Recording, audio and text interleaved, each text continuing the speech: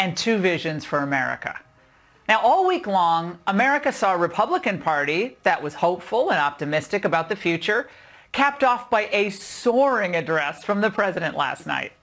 Together we will write the next chapter of the great American story. Over the next 4 years, we will make America into the manufacturing superpower of the world. The United States will be the first nation to plant its beautiful flag on Mars. We will rekindle new faith in our values, new pride in our history, and a new spirit of unity that can only be realized through love for our great country.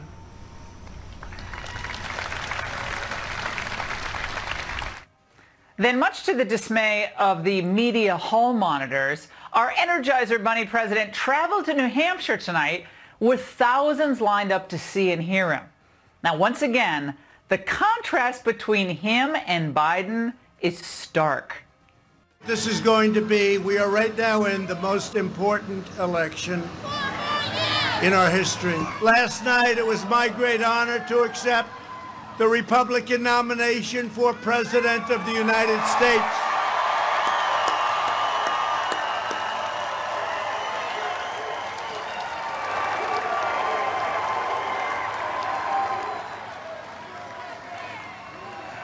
We're going to win. I believe I have the honor of running against the worst candidate ever put up by the Democratic Party. How do you get worse? I believe he's the worst candidate, the slowest candidate, and I mean in prime time he was the slowest candidate, which was a long time ago, prime time. In Trump's America, we believe the best is truly yet to come, and this was said over and over by speakers at the RNC. It wasn't just rhetoric, though. They really mean it. And that buoyant, sunny outlook wasn't from celebrities who live behind walls and gates and have handlers, but from everyday Americans who have always been the focus of Trump's agenda for America. President Trump's economic boom began helping dairy farmers across the nation. When he sees something isn't right, he's fearless in fixing it. He listens to working people. I was once told that the only way I would ever be reunited with my family would be as a corpse. But by the grace of God and the compassion of President Donald John Trump, I stand before you tonight, and I assure you, I'm not a ghost. And contrary to what the long faces in the press claimed, did you see their faces last night? The president didn't run away from COVID. He ran toward the issue. He noted the great tragedy we've suffered, talked about his own friends who've passed away because of the disease, and the great strides we've already made. Now, again, the message, we're pushing forward with medical innovation. We've mobilized our resources. We saved the hospitals. But it's also time to open up, get back to school, and pursue our American dreams. We have to. Now, on the other hand, at their convention, the Democrats painted a very depressing, gloomy portrait of American life. Did you know that you live in a horrible, rotten, awful country? We call out and confront the original sins of this nation, the sins of slavery and racism. It is the effect of structural racism. Let's be clear. There is no vaccine for racism. History has thrust one more urgent task on us. Will we be the generation that finally wipes out the stain of racism from our national character? Now, while the Democrats were trying to convince you that poor old Joe should... Testers. We should not confuse them with those looting and committing acts of violence. Burning down communities is not protest, it's needless violence. Violence that endangers lives. Violence that guts businesses and shutters businesses that serve the community. That's wrong. Talk about desperate and delusional. Now, it's too bad he and Kamala didn't have an entire convention week to condemn the riots, right? Oh, wait, of course they did. Now, Trump has offered assistance to every governor and every mayor grappling with out-of-control violence.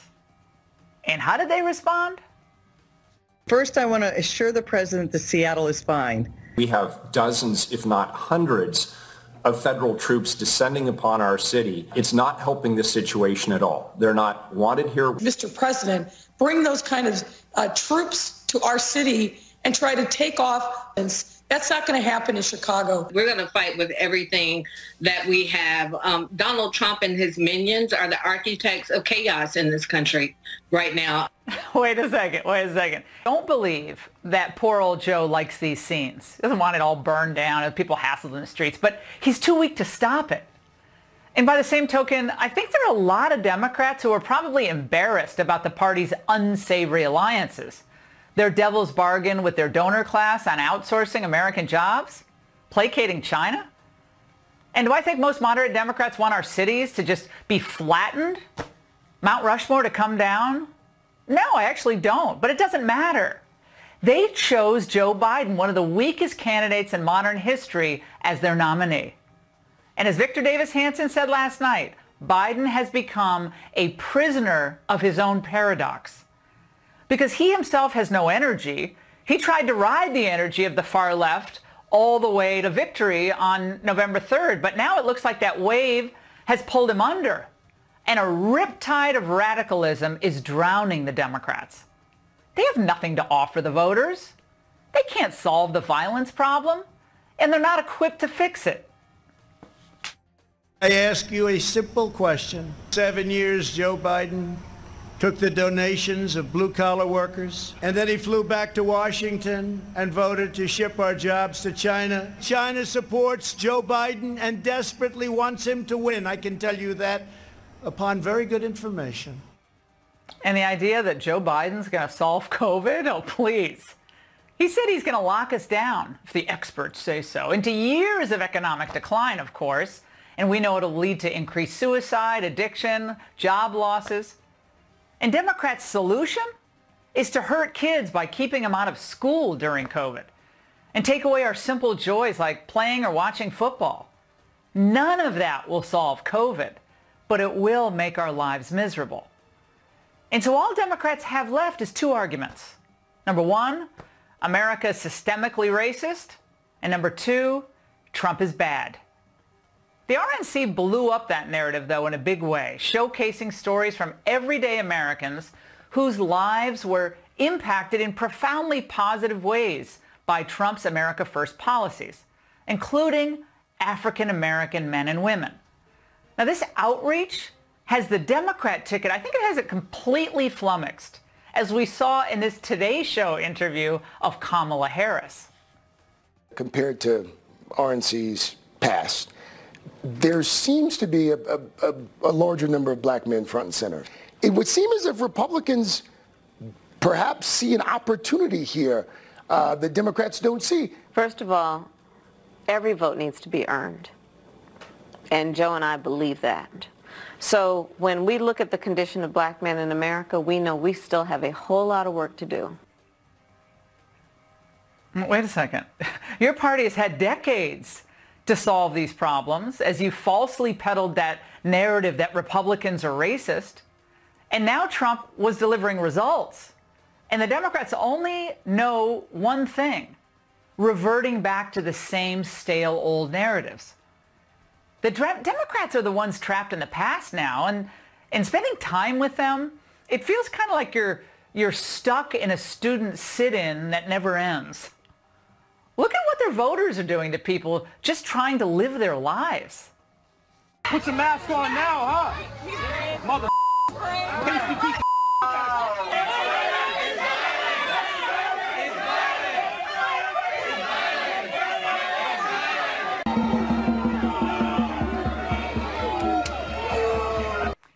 But it doesn't have to be this way.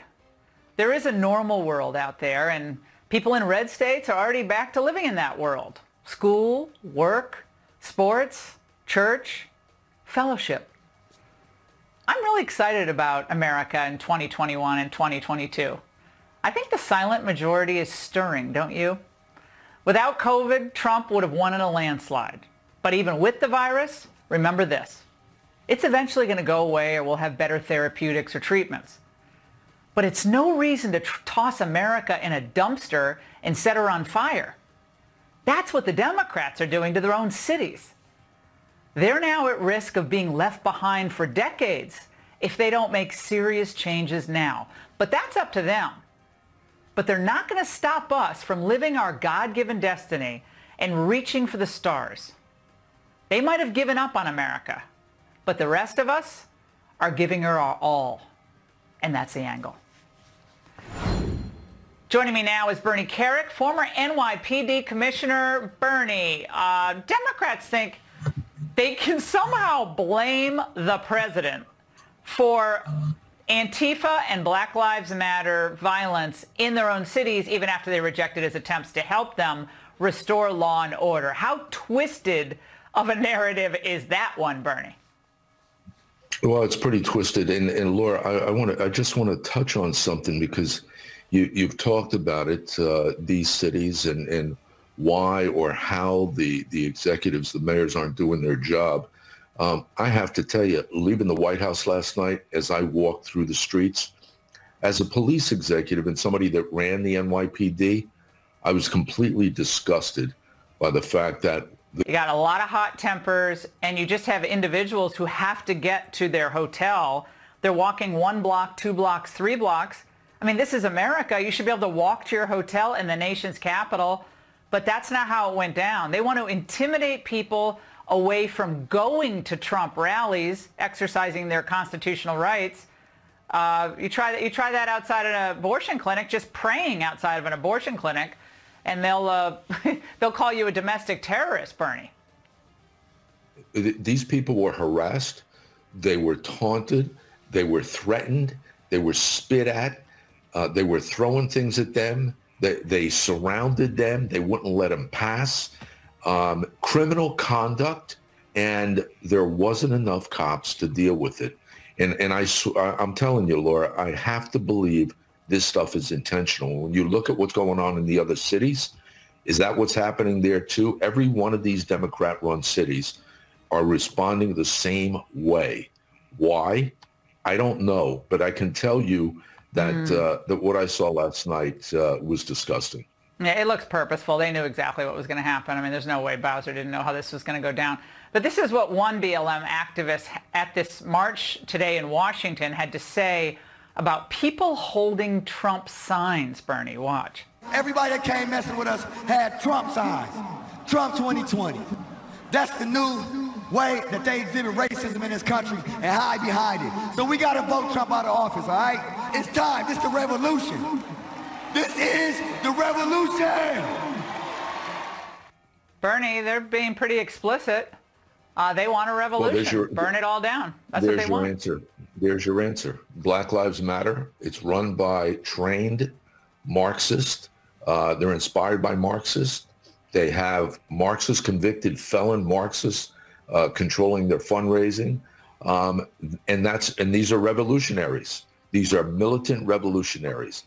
That's what's working the streets in these and I'm not going to call them protests, in these riots. No, they're not protests. Look at people calling them peaceful protests. They're not peaceful protests. Bernie, thank you so much. I saw you briefly last night on the White House lawn. I'm glad you got out of there. Now, have you noticed that the protesters you see in the streets are described as powerful and moving, while those that gather to hear the president are called super spreaders? Well, we're going to reveal the media's cynical game here with Alex Berenson and Phil Kerpen in moments. Speech to a live audience gathered on the White House lawn last night.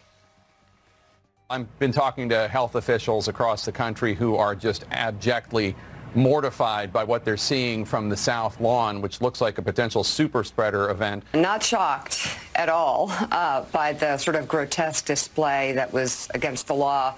More super grossed out and really worried about the people who gathered there, who put their lives at risk. It's the Woodstock of germs, Willie. The Woodstock of germs. How many of you think they're really worried about the health of the attendees? Now, here's how the media reacted to thousands of liberal activists marching through D.C. today. Very energetic, passionate, peaceful crowd here. That is just what the organizers hoped for. There's really a beautiful scene behind me. This is at the reflection pool. Many, many people linking their arms and holding their arms side to side. It was poignant, and it was an incredible, powerful reminder. Now joining me now is Phil Kerpen, president of the Committee to Unleash Prosperity, and Alex Berenson, former New York Times reporter, author of Unreported Truths About COVID-19 and Lockdowns. Alex, I mean, you come from the media. Should we be surprised that the press is playing this game? I mean, I hate hearing this stuff, Laura. Can we talk about the science for a second? The science is that outdoor events, whether they're liberal, conservative, spring break, motorcycle rally, it doesn't matter. They really don't spread this virus, okay? There's been a lot of contact tracing done in a lot of countries. This virus spreads indoors. It spreads intrafamilially. It spreads in hospitals. It can sometimes spread in bars. And you know, of all the public health measures, I would say closing bars is arguably the one that makes the most sense. None of them make that much sense, but that's the one that makes the most sense. It doesn't spread outdoors. And it's a joke. And I don't understand whether these people genuinely don't understand the science or whether they're just playing games. It is so frustrating that after 5 months we're still talking about this. Well, Alex, you're a little charitable there, your old buddies in the media, but I mean, they're not describing it accurately, not because they're stupid people. A lot of them are pretty smart people, but they're politically obsessed with defeating Trump in November. Phil Kerpen, it was on display. I was there at the White House last night. Well, some people had masks, a lot of people didn't. And people were just living their lives, and that drove the left insane. People having fun together, fellowship, and listening to Trump. That's a nightmare for them. Right. You know, Alex is exactly right. We do not have examples of outdoor super spread events. There are about 1,400 cataloged super spread events defined as 5 or more people infected that we've seen now from all over the world. 97% of them were exclusively indoors. The other 3% were a mix of indoor and outdoor. We've had no super spread events anywhere in the world that were exclusively outdoors. And to your point, Laura, when there was a big, pushback that maybe the Southern wave was caused by the George Floyd protests or things like that, what did all of the media do? They said, oh, no, it doesn't spread outside. It couldn't have been that. It doesn't spread outside. And that time, they wanted to look at all the science. And now they conveniently forget all that, and it's an excuse to attack President Trump. And Alex, when you look at where we are with the virus, I follow your tweets. You've been covering Texas in particular very closely with the numbers there. That was going to be the next New York. Florida was going to be New York, and everything was going to be New York. Tell us specifically about Texas, and then I'll share with everybody the news about how they're counting deaths and cases, I should say, there. Sure. So Texas hospitalizations peaked around 11,000. That was at the end of July. In the 4 weeks since, they have fallen 60% to about 4,400 as of yesterday. In Houston and Southeast Texas, which was really the hub of the early spike, numbers are down even further. By the way, I just looked up the Florida numbers for deaths, and deaths lag. Okay, so if deaths are going down, the epidemic is really on its way out in a state.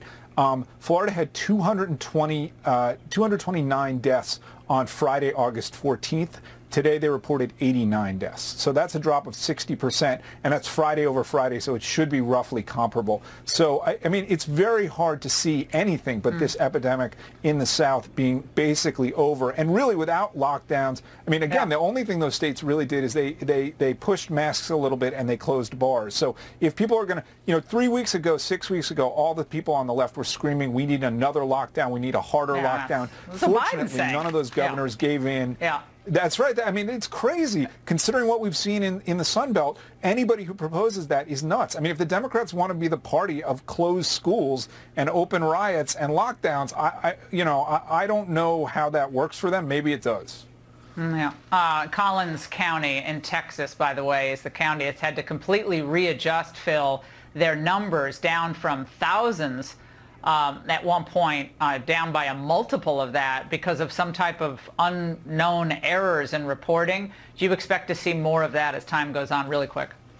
Well, the Texas data is exceptionally bad. It's probably the worst data in the whole country. Their test positivity number is completely meaningless, as is their number of tests run per day. They have a system that was designed to process 40,000 tests a day. They've been running 100,000, so the backlog just keeps growing. They've got this system where they have the pending assignment tests, which have to go to the counties to review, and then they come back. Yeah, some of them go into the nightmare. count, some of them disappear. Their numbers are meaningless. The test numbers. Okay. Look at the hospitalizations. Hospitalizations and deaths. And gentlemen, count. Yeah, exactly. We've been saying this for months. And gentlemen, it's great to see both of you tonight. Thanks so much. And coming up, Joe Biden fumbles and Kamala fizzles as they attempt to respond to Trump's stirring RNC speech. Raymond Arroyo breaks it all down. Friday Foliage. The Biden camp tried to rain on Trump's parade. They did, Laura. Kamala Harris actually gave a counter speech, which we'll get to in a second, but they tried to offer the guy at the top of the ticket because I think they realized they were in trouble pushing Kamala out a bit too fast. And Biden did exactly 2 interviews from his beach house, which became painfully clear that these are not so much interviews as read-aloud story times with a script involved. Watch. The country will be substantially safer when he is no longer in office. And, you know, I'm going to work to calm the tensions and root out systemic racism. Taking away, he's still in court trying to get rid of the Affordable Care Act. Going to take 100 million people with pre-existing conditions and move them in a direction where they can't get coverage. Coverage is going to be lost for so many. It's like he's doing a bad audition for the revival of the West Wing, Laura, you know, and he's never read the script before. And did you notice that ear tug? He does this little ear tug thing. Can we see that again? I don't know if it's somebody... Yeah, I don't know if it's somebody speaking into an earpiece or if that's a sign of distress, but it usually comes when he's lost his way in an interview and he's looking for a way home. He kind of does that little ear tug. That little... Now watch these back-to-back... Yeah, that's right. I'm so glad we had this time together. Help me. Now, watch these back-to-back interviews, Laura, okay? This is Biden, and he's quoting Kellyanne Conway, and he does this unexpected discovery of this quote routine, like, oh, look what I found here. But he does it over and over again. I had a quote here from Kellyanne Conway. Kellyanne Conway came out and was very, very blunt about it today. I think I have the quote here. She said, the more chaos and anarchy and vandalism, the more violence equals better the choice for a very, better for a very clear choice.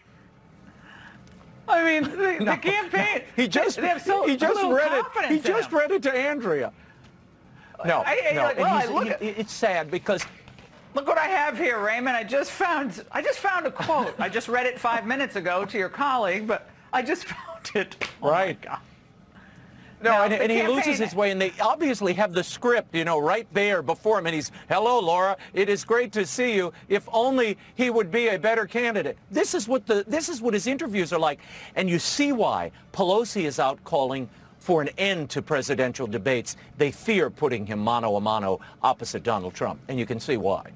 Yeah, so they don't have confidence in him. So it was Kamala Harris that they sent out to do the pre-buttal to Trump on Thursday. Here's the thing. Donald Trump's incompetence is nothing new. That has always been on full display. But in January of this year, it became deadly. That's when the threat of a virus that it would endanger the world first emerged. Over one another. You know, I give her points for leaving the house, though, Laura. They finally have somebody on the team that can go out. But you notice how she seems out of sync? Kamala Harris always had her groove when she was in front of the cameras and, you know, on the campaign trail. Somehow she's missing a step and a beat marching with Joe Biden. He's thrown her off in the same way Sarah Palin, I think, was thrown off running with John McCain. They didn't quite fit. We're beginning to see first impressions of that that lack of gel as we move forward here. And it's wait, I have something to say. Oh, wait. Are they talking to me in my ear? No, go ahead, Raymond. Okay. Before we go, I have to mention the star-studded, that firework-studded finale at the Republican convention. After a series of testimonials by everybody, by a woman who was freed from prison to a family whose daughter suffered at the hands of ISIS, Donald Trump took to the stage to accept the nomination of his party, and it was quite a moment. Watch. Steel in their spines, grit in their souls, and fire in their hearts. There is no one like us on earth. America is not a land cloaked in darkness. America is the torch that enlightens the entire world. There was a measured tone here, Laura. We talked about this when we were out on the South Lawn. People saw something very different from the president than we had seen in past days, except for that Mount Rushmore speech. There was gravitas. He was the commander-in-chief. And a lot of women, they want to see that emotional core of the man. I think they saw it last night, Raymond. I agree. I agree. I also think that firework display, Donald Trump is talking about a return to normalcy and traditional American values. He didn't just say it, we saw it in red, white, and blue, in music. It was hard to deny. And then you had the barbarians at the gates, literally at the White House perimeter, banging drums, issuing calls and sirens and horns, trying to interrupt. The contrast, the visualization of that dramatic moment could not have been more stark, I think, for Americans looking in. It was great television and an amazing moment, I think, in this campaign. I felt maybe like an inflection point. Yeah, I felt like we were hearing a Dr. Seuss reading. You know, they blew flandugles and bugles and outside the White House. That's my next book. And Raymond, it's Horton hears a "Who are they?" out there. It's ridiculous. Anyway, Raymond, it was. Who are they? Who are they? Yeah, it was fun to cover this with you this week. Thanks so much. And after capping that successful RNC with last night's rousing speech, will President Trump get that coveted post-convention bump? Tom Bevan and Lisa Booth are here to weigh in, plus a special announcement for got virtually no post-convention bump in the polls and was caught flat-footed responding to the riots in all of these liberal cities. Democrats are freaking. Even Trump's most ardent critics in the media have to begrudgingly admit that the president should expect a surge in support. I think it's important to note that I do expect that there might be some sort of narrowing in the polls after this rather filtered week, but we still have many days to go, and we'll see if the president is able to stay as disciplined.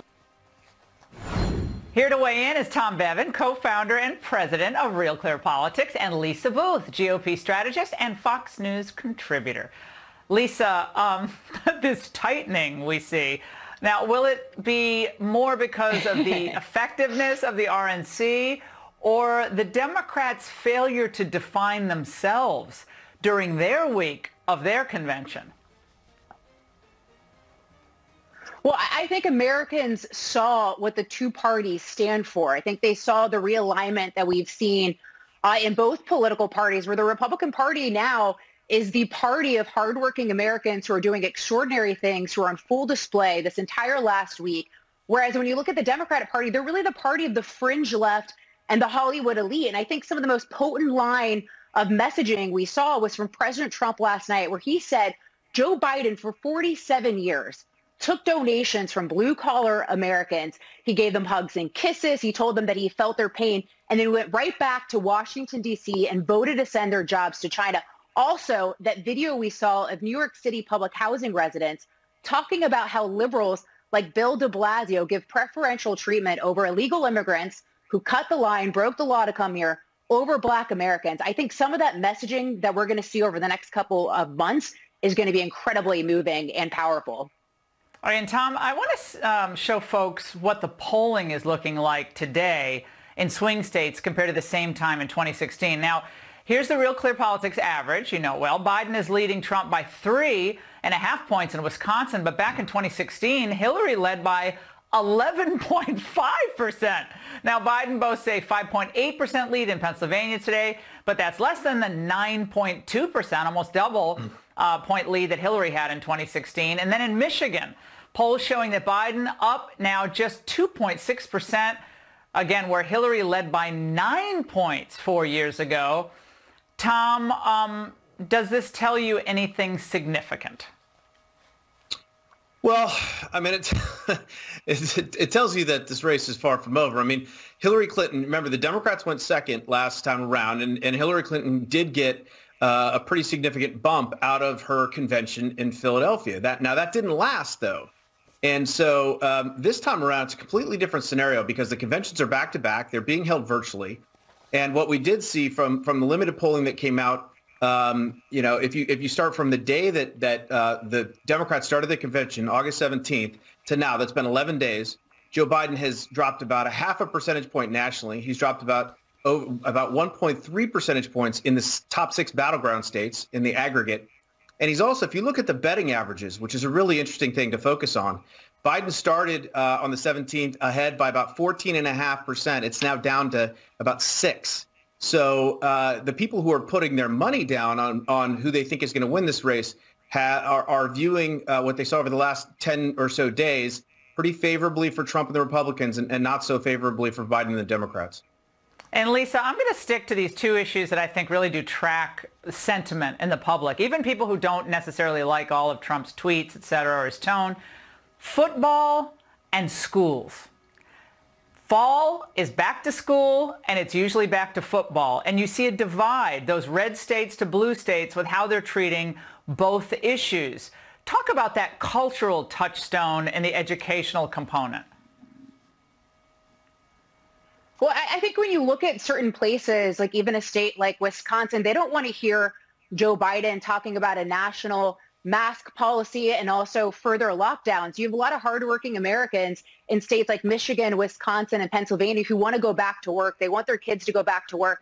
They want life to go on as normal. And I think another aspect, even just the violence we're seeing in places like Kenosha, Wisconsin, it matters. And it matters because when you look at Wisconsin, it's pivotal to whoever's going to end up winning the White House. And Kenosha is a swing county that went to President Trump or Republican for the first time in 44 years in 2016 to then candidate Trump. And where Kenosha goes, typically the state goes.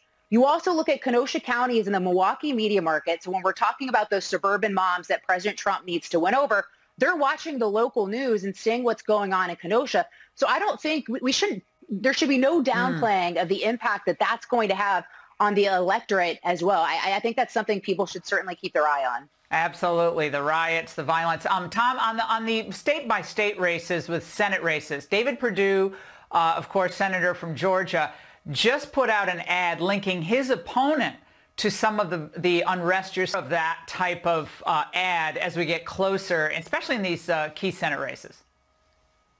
Oh, absolutely. I mean, again, as Lisa mentioned, I think this is an issue that is going to move voters in a significant way. You're going to see the president and his team use this on ads in all of the swing states, and you can bet that there will be plenty, all of these Republicans that are running for Senate, whether they're incumbents or whether they're challengers, are also going to be tying their Democratic challengers to it. And quite frankly, look, the Democrats haven't done a very good job of rebutting it. They haven't done a good job of coming out, and that started at the top with Joe Biden and saying, look, this violence and the rioting and looting is unacceptable and it won't be tolerated. They haven't gotten there.